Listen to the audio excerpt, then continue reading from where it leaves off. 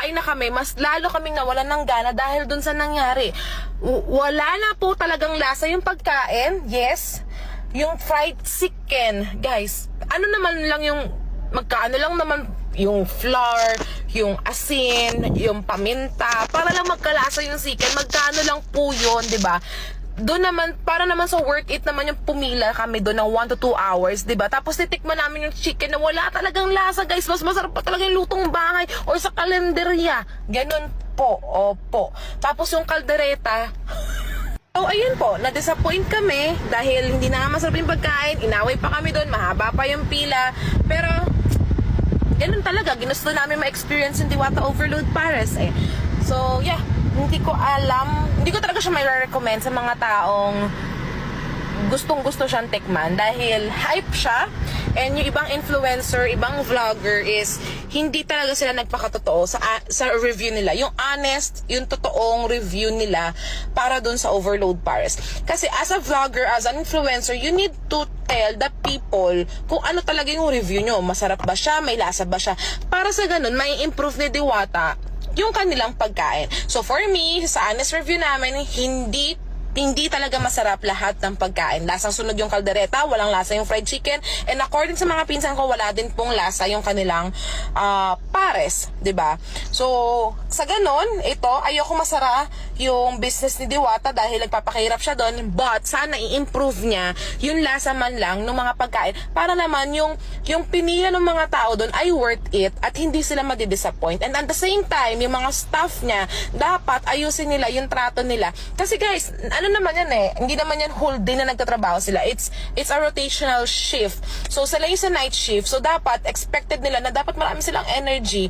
And wag sila kaagad mang-judge ng mga tao na hindi na yan, sinungaling kayo. Like, dahil sa 100 pesos, mandadaya yung mga tao, pumila doon ng 1 to 2 hours, mandadaya yung tao para lang sa 100 pesos. At hindi yun maganda. And doon sa kahapon, hindi lang ako yung nagreklamo, hindi lang kami, but meron pang isang nagreklamo doon dahil din sa stop nila.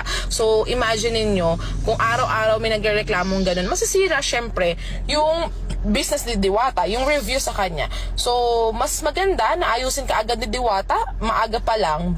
And pagsabihan niya lagi yung mga staff, kasi meron doon dalawa yun yung isang parang, lalaki doon yata, or gay, hindi ko alam.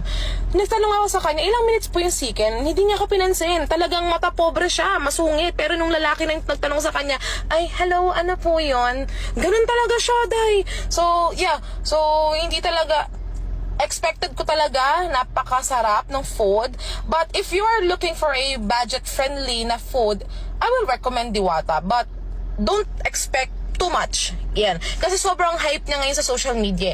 But don't expect too much because you will be disappointed at the end. So sana makita to ni Diwata, i-comment nyo sa kanya to, i-tag nyo sa kanya to para alam niya ano ba yung nangyayari doon. Kasi kahit mabait ang boss nila, si Diwata, kahit gusto niya maging successful, kung yung mga staff niya yung magsisira sa kanya, then talagang ganun talaga.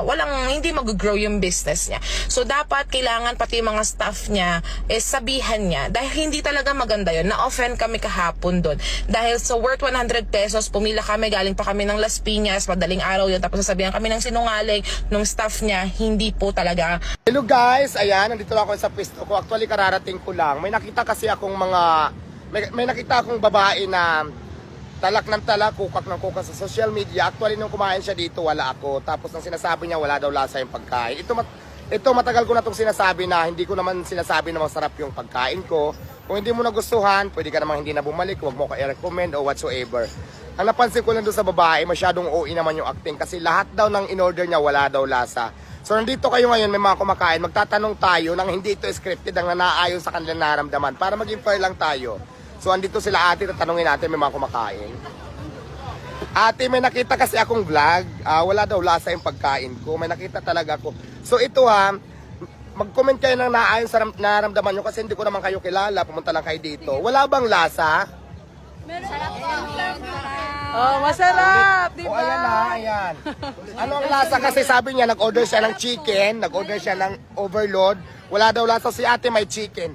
Ano masasabi mo? Malaman po, crispy po, tapos masarap po. Oh, masarap sabi ni ito. Di puro malaman po. Tapos may lasa naman. Opo, super. Oh, ayan. Kayo kuya. Ba, siyempre, super, sulit. Oh, ayan, overload ka lang ate. Ito Ate, ano sarap, sabi mo? sobrang sarap. Kaya walang katotohanan sinasabi nila. Affordable pa siya. Affordable pa siya for 100 only.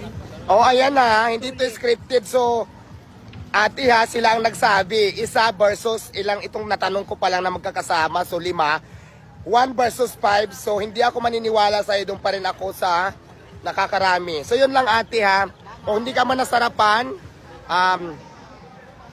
aywan ko, hindi ko alam kung talagang honest review ba yung ginawa mo or whatsoever.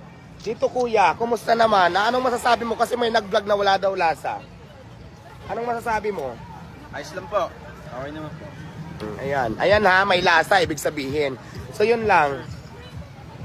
Ate ha, nag-interview ako kasi napanood ko yung talaka ng talaka. Actually, hindi naman din kita kilala. Kung hindi ka nasarapan lahat, sinabi mo walang lasa. So ngayon ito, nagtanong ako, kararating ko na dito sa tindahan ko. So yun. Kaya, doon pa rin ako talaga sa mga sasabing may lasa yung ano ko, yung tinda ko. Kasi puro, imagine mo, hindi ako naniniwala kasi lahat naman may lasa. Yun nga lang siguro, baka lang baka hindi mo lang nagustuhan at saka sinasabi mo may hindi maganda yung serve sa'yo ng tao ko. Dapat pagka ganyan may problema ka, diretso mo sa akin ha. Hindi yung kukuka ka sa social media kasi hindi maganda tingnan para sa akin yun bilang isang may-ari. Sa sunod, yung mga pumupunta dito, kung may complain, mas maganda siguro kung gusto mo talaga, concerned ka, gusto mo ako mag-improve pa, sabihin mo lahat sa akin kung anong problema para magawa natin ng solusyon o magawan ko ng paraan. Hindi magugulat na lang ako, kumukuka ka na sa social media, sinasabi mo pa lahat, puro paninira. So, hindi maganda yan ugali mo te. Sayang, social-sosyalan ka pa naman, pero hindi ako naniwala sa'yo. So, yun lang.